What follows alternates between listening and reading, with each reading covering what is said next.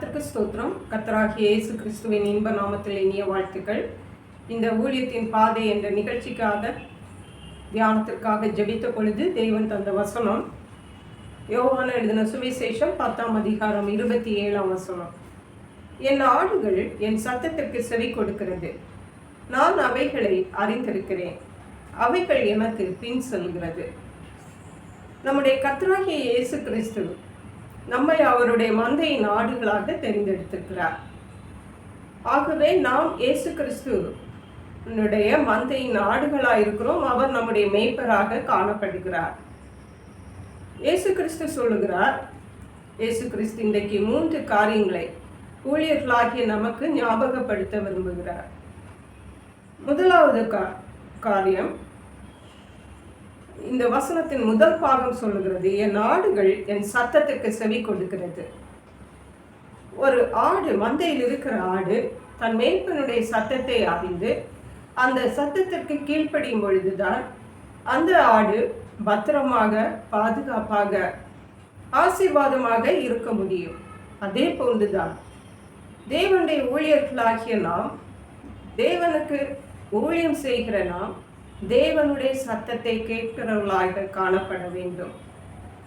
தேவனுடைய சத்தம் பல விதங்களில் நம்மோடு பேசும். ஒரு மெல்லிய குரலிலே, நம்முடைய இருதயத்தின் ஆழத்திலே பேசலாம், வசனத்தின் மூலமாக பேசலாம், பிரசங்கங்கள் மூலமாக பேசலாம், சிறு குழந்தைகள் மூலமாக கூட பேசலாம். எப்படி பேசினாலும் தேவனுடைய சத்தத்தை தேவனுடைய ஊழியக்காரர்களாகிய நாம் அறிகிறவர்களாக காணப்பட வேண்டும். தேவனுடைய சத்தத்தை பகுத்தறிகிறவர்களாக, யார் நம்மிடத்தில் பேசுகிறது, தேவனுடைய சத்தம் தானா என்ற பகுத்தறிவோடு அதை நாம் அறிந்து கொண்டு அதற்கு கீழ்ப்படுகிறவர்களாக காணப்பட வேண்டும். தமிழில் சொல்லப்பட்டிருக்கிறது, என் ஆடுகள் என் சத்தத்திற்கு செவி கொடுக்கிறது என்று. ஆங்கிலத்திலே என் ஆடுகள் என் சத்தத்தை கேட்கிறது என்று சொல்லுகிறது. சத்தத்தை கேட்கிறவர்களாக மாத்திரமல்ல, அதற்கு கீழ்ப்படுகிறவர்களாகவும் நாம் காணப்பட வேண்டும். இரண்டாவதாக, இந்த வசனத்தின் கடைசி பாகம் சொல்லுகிறது, அவைகள் எனக்கு பின் செல்கிறது. ஒரு மேய்ப்பனை பின்பற்றினால்தான் ஒரு ஆடு பத்திரமாக இருக்க முடியும். மட்டுமல்லாமல் அந்த மேய்ப்பனுடைய சித்தத்தையும் அது செய்ய முடியும். பகைவர்கள் அதை வந்து தாக்க முடியாது. ஏனென்றால் மேய்ப்பர் முன்னாக செல்லுகிறார்.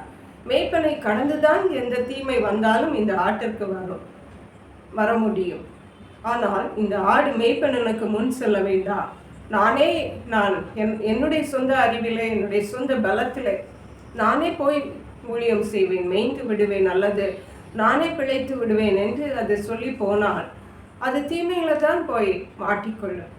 அதே போன்றுதான் தேவனுடைய ஊழியக்காரர்களாகிய நாம் கர்த்தரை பின் செல்லுகிறவர்களாக காணப்பட வேண்டும்.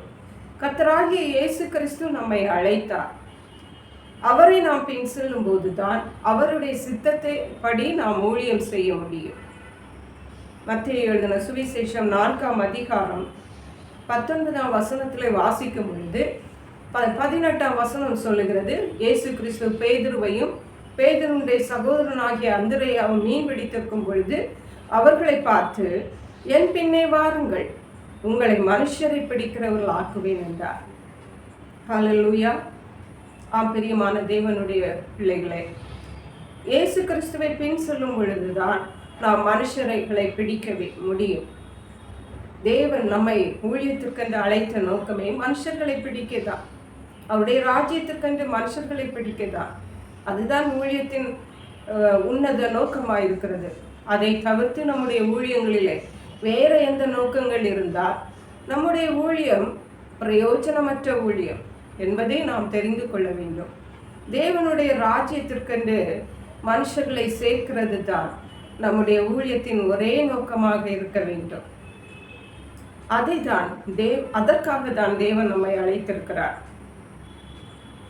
மூன்றாவதாக பார்க்கும் பொழுது யோவான் எழுதின சுவிசேஷம் 15ஆம் அதிகாரம் 5ஆம் வசனத்திலே இயேசு சொன்னார், நான் திராட்சை செடி, நீங்கள் கொடிகள்.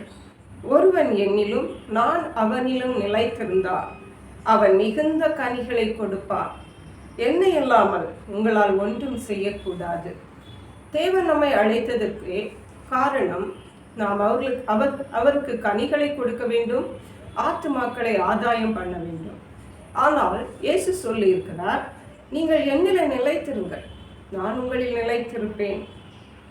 என்னை இல்லாமல் உங்களால் ஒன்றும் செய்யக்கூடாது. இது மிகவும் 100க்கு 100 உண்மையான. இயேசு கிறிஸ்துவுடைய உதவி இல்லாமல் நாம் ஒரு சண்டேஸ் கிளாஸ் ஊழியம் கூட செய்ய முடியாது. ஒரு மனிதருக்கு ஒரு சுவிசேஷம் கூட சொல்ல முடியாது.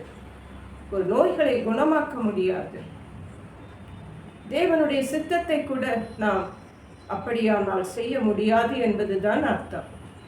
அருமையான தேவனுடைய ஊழியர்களே, நாம் கிறிஸ்துவில் நிலைத்திருக்கும் பொழுதுதான் நாம் அவருக்கென்று கனிகளை கொடுக்க முடியும், அவருடைய சித்தத்தையும் நாம் செய்ய முடியும். இன்றைய நாட்களில் எப்படிப்பட்ட ஊழியர்கள் எப்படியெல்லாமோ ஊழியம் செய்யலாம் என்று நாம் நினைத்து விடக்கூடாது.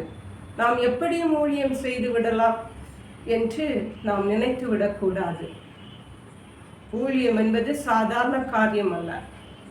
அது தேவனுடைய பார்வையில விசேஷமானது, பரிசுத்தமானது, அது உன்னத நோக்கம் உள்ளது. ஊழியம் என்பது பரலோக ராஜ்யத்தை கட்டுகிறது. ஒவ்வொரு நாளும் நாம் ஊழியம் செய்யும் பொழுது தேவனுடைய ராஜ்யம் விரிவாக்கப்படுகிறது. ஹல்லேலூயா. நம்முடைய ஊழியங்களின் தாக்கம் பரலோக ராஜ்யத்திலே காணப்படுகிறது. நம்முடைய ஊழியத்தின் தாக்கங்கள் பரலோக ராஜ்யத்திலே காணப்படும் பொழுதுதான் நாம் செய்கிற ஊழியம் உண்மையான ஊழியம். நாம் செய்கிற ஊழியம் நம்முடைய இயேசு கிறிஸ்துவின் சித்தத்தின்படி செய்கிற ஊழியம். ஆகவே அருமையான கர்த்தருடைய பிள்ளைகளே, தேவனுடைய பிள்ளைகள் ஆகிய நாம் இயேசு கிறிஸ்துவின், நம்முடைய மேய்ப்பராகிய இயேசு கிறிஸ்துவின் சத்தத்தை நாம் அறிந்து அதற்கு கீழ்ப்படிவோம். அப்படி நம்ம கையில் தேவன் தந்திருக்கிற ஆடுகளும் நம்முடைய சத்தத்தை அவர்கள் அறிந்து அதற்கு கீழ்ப்படியும்படியாகவும் அவர்களை வழி நடத்துவோம். இரண்டாவதாக, நாம் தேவனை பின்பற்றுகிறவர்களாய் காணப்பட வேண்டும். வேறு எந்த மனுஷங்களையோ, நம்முடைய சொந்த ஞானத்தையோ, சொந்த பலத்தையோ, வேற எந்த காரியங்களையும் நாம் பின்பற்றாதபடி கர்த்தராகிய இயேசு கிறிஸ்துவாகிய நல்ல மேய்ப்பரை மட்டும் நாம் பின்பற்றி நம்முடைய ஊழிய களங்களிலே அவருடைய பணிகளை செய்வோம். மூன்றாவதாக, நாம் கர்த்தரிலே நிலைத்திருப்போம். இயேசு கிறிஸ்துவாகிய திராட்சை செடியிலே நாம் நிலைத்திருந்து அவருக்கென்று நல்ல கனிகளை கொடுப்போம். நாம் அவரில் நிலைத்திருக்கும் பொழுதுதான் அவர் நம்மை நிலைத்திருப்பார். கர்த்தர் தாமே இந்த வார்த்தைகளை ஆசீர்வதிப்பாராக. ஜெபிப்போம். எங்களை கிருபையா நேசித்து பாதுகாத்து வழி நடத்துகிற எங்கள் அன்பின் தகப்பனே, ஆசீர்வதிக்கப்பட்ட இந்த நல்ல நாளுக்காக நன்றி. இந்த ஊழியத்தின் பாதை, இந்த நிகழ்ச்சிக்காக நன்றி. இந்த நாளிலும் கர்த்தர் தாமே ஊழியர்களாகிய எங்களுக்கு நாங்கள் உம்முடைய சத்தத்தை கேட்க வேண்டும் என்றும், உம்மை பின்பற்றுகிறவர்களாய் காணப்பட வேண்டும் என்றும், உண்மையில் நிலைத்திருக்க வேண்டும் என்றும் திட்டமும் தெளிவுமாக எங்களோடு பேசியிருக்கீங்கப்பா. அவைகளை எங்களுடைய வாழ்விலே செய்ய கடைபிடிக்க கர்த்தர் எங்களுக்கு உதவி செய்வதாக. நன்றி பரிசுத்த ஆவியானவரே. துதி கன மகிமை உமக்கே செலுத்துகிறோம்.